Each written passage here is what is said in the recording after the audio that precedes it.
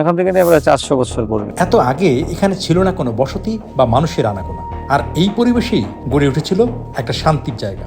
এই মসজিদকে কেন্দ্র করে এই এলাকা এই লোকালয় হয় আর কি। একসময় জনবসতি ছিল না, মানুষের আনাগোনা ছিলই না একদম বলা যায়। শুধু ওই নদীর কুল ঘেঁষে মসজিদটা করার পরেই মানুষের আসা যাওয়া শুরু হয়। একে কেন্দ্র করে এই এলাকায় লোকজনের বসবাস শুরু হয়। 4 শতাব্দীর আগেকার এই স্থানটাই বর্তমান ঢাকার গুরুত্বপূর্ণ এলাকা। চলুন জানা যাক সেই অজানা গল্পটা।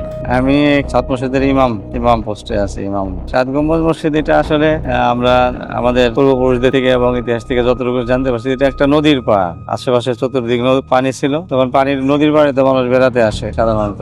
এক সময় মুঘলদের উত্তরসূরিরা যারা শায়েস্তা খানরা, এরা নদীর পাড়ে বেড়াতে আসতো। এক সময় দেখা যেত যে এখানে ভালো লাগে, বেড়াইতে আসলে পরে নামাজের প্রয়োজন হয়, তখন এখানে নামাজ পড়ার প্রয়োজনীয়তা বোধ করে তারা এখানে একটা মনোরম পরিবেশে সুন্দর নদীর পাড়ে নদীর কোলে একটা মসজিদ করছে। হ্যাঁ, শায়েস্তা খানদের এই জায়গাটা ভালো লাগলে পরে তারা এখানে মসজিদটা করে। শায়েস্তা খানদের সময় এই মসজিদটা হয়। এই মসজিদকে কেন্দ্র করে এই এলাকা এই লোকালয় হয় আর কি। একসময় জনবসতি ছিল না, মানুষের আনাগোনা ছিলই না একদম বলা যায়। 5+ স্টার রেটিং প্রাপ্ত দেশের সর্বোচ্চ বিদ্যুৎ সাশ্রয়ী ও ইকো ফ্রেন্ডলি ওয়ালটন এসি।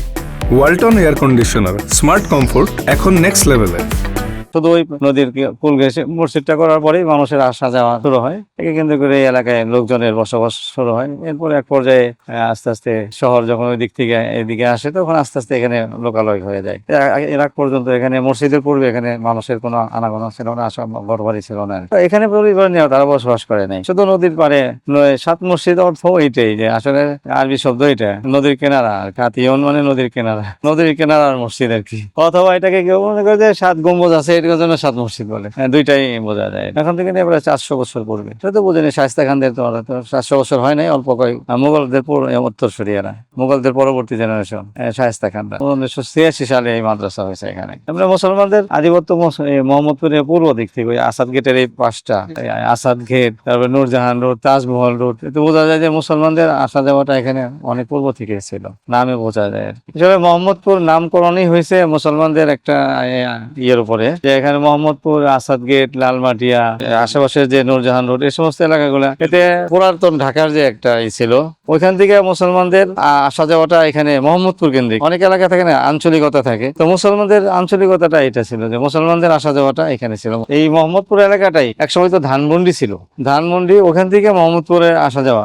তো মোহাম্মদপুরে তো ওইটাই যে যখন মুসলমানদের আসা যাওয়া যেহেতু ছিল, মসজিদ যখন হইলো, এরপরে মুসলমানদের আসা যাওয়া, এরপর মুসলমানদের আসা যাওয়াকে কেন্দ্র করে মোহাম্মদপুরের অলিগুলির নামগুলা ওইভাবে নামকরণ করা হয়। 7 মসজিদ কে কেন্দ্র করে Nurjahan road, Tajmahal road, Asad gate, Shahjahan road, Salimullah road, এই সবগুলা নামই ওই মুসলমান 7 মসজিদকে কেন্দ্র করে মুসলমানদের বসবাস হয়। ওই মুসলমানদের বসতিকে কেন্দ্র করে এই এলাকার নামকরণ করা হয় আস্তে আস্তে। সমাধিটাও আমরা যতটুকু শুনছি যে এটা আসলে অজানা। তারপরেও কেউ কেউ বলে যে এদের বোন কেউ ছিল, অথবা কেউ বলে ফুপি ছিল, আংটি ছিল, এরকম। তবে এটা বোঝা যায় যে এই 7 মসজিদ যারা করছে এদেরই কারো এই সমাধিটা হবে। অজানা এই জন্যই যে ওখানে স্পষ্ট কোনো পূর্বপুরুষদের কারো নাম সরাসরি পাওয়া যায় না। কার এটা পাওয়া যায় না। এটা ধরন একই বোঝা যায়, এতে বোঝা যায় যে এদের সময়ে হয়েছে, আর এদেরও না হলে পরে এইভাবে তারা সমাধিটা করতো না। একই সময়ে হয়েছে বোঝা যায়, এবং একই লোকেরাই করছে, এটাও বোঝা যায়। আমরা এখানে আসছি 1992 সালে, আমি এখানে স্টুডেন্ট হিসেবে এখানে পড়ালেখার জন্য আসছি। 7 মসজিদের চতুর্পাশ তখন কিছুই ছিল না, উত্তর পূর্ব দক্ষিণ পূর্ব, শুধু পূর্ব পাশে ছিল।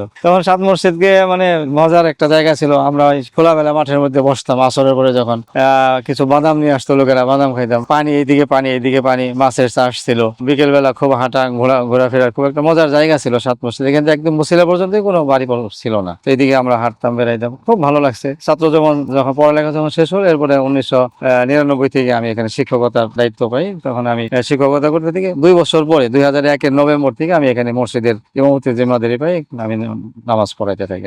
এগুলো ছোট ছোট এই বলে সুরকি, চুন সুরকি দিয়ে গাঁথাই দেওয়া, এরপরে ছোট ছোট ব্লক, ইট ব্লকের মধ্যে ছোট ছোট ইট দিয়ে করা। এটা শুধু বাংলাদেশের আনাচে কানাচে থেকে না, বহির্বিশ্বের থেকে আসে।